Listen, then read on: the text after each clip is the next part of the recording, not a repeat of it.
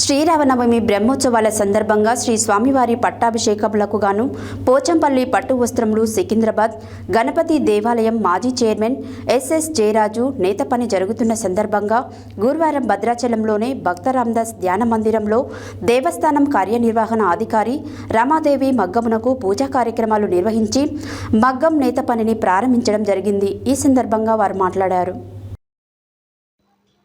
శ్రీరామనవమి బ్రహ్మోత్సవాలు ఏప్రిల్ 6న సందర్భంగా శ్రీ స్వామివారి తిరుకల్యాణోత్సవము 7న శ్రీ స్వామివారి పట్టాభిషేకము గాను పోచంపల్లి పట్టు వస్త్రములు సికింద్రాబాద్ గణపతి దేవాలయం మాజీ చైర్మన్ ఎస్ఎస్ జయరాజు నేత పని జరుగుతున్న సందర్భంగా గురువారం భద్రాచలంలోని భక్త రామదాస్ ధ్యాన మందిరంలో దేవస్థానం కార్యనిర్వహణ అధికారి రమాదేవి మగ్గమునకు పూజా కార్యక్రమాలు నిర్వహించి మగ్గం నేత పనిని ప్రారంభించడం జరిగింది.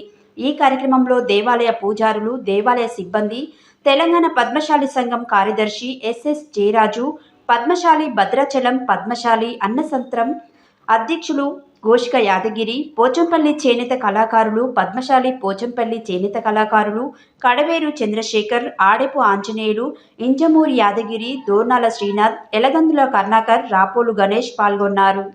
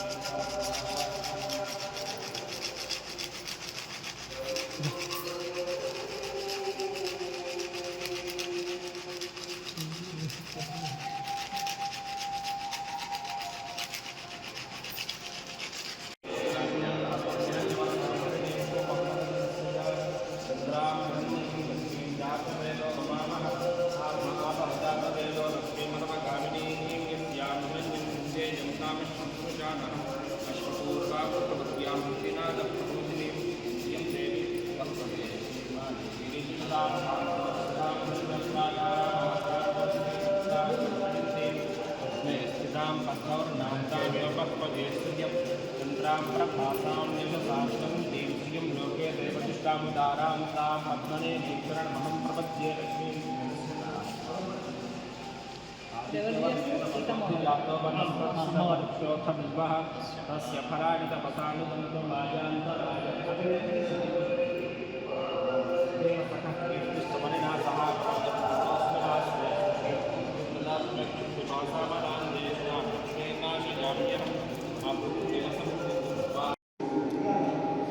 సికింద్రాబాద్ వాస్తవ్యులకు గణపతి దేవాలయం చైర్మన్గా ఉన్నప్పటి నుంచి ఈ యొక్క దేవాలయంలో నియమనిష్టలతో మేము పద్మశాలి చేనేత కళాకారులము.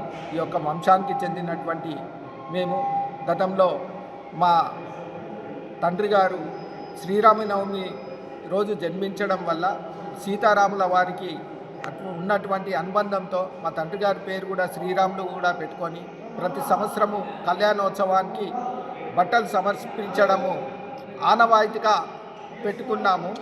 ఈ యొక్క ఆనవాయితీ ప్రకారము మేము 12 సంవత్సరముల క్రితము సికింద్రాబాదు శ్రీ ఉజ్జయిని మాంకాళి అమ్మవారి దేవాలయంలో మొట్టమొదటిసారిగా భగవంతునికి ఏ రకంగా అయితే దేవాలయ ప్రాంగణంలోనే ఉత్సవాలలో నైవేద్యము చేసి ఆరగిస్తారో ఆ రకంగానే ఈ ప్రత్యేకమైనటువంటి ఉత్సవాలలో బయట తయారు చేసిన వస్తువులను కాకుండా మేము ఇక్కడి నుంచే తయారు చేసి ఈ అలంకరించాలన్న ఉద్దేశంతో సమర్పించడానికి మా పద్మశాలి చేనేత కళాకారులు చంద్రశేఖరు మరియు ఆంజనేయులు,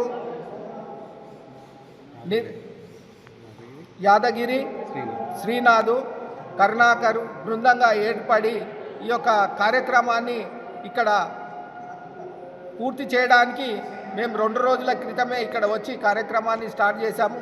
అక్కడ ఈ యొక్క రంగుల కార్యక్రమం ఒక 20 రోజులు పట్టింది.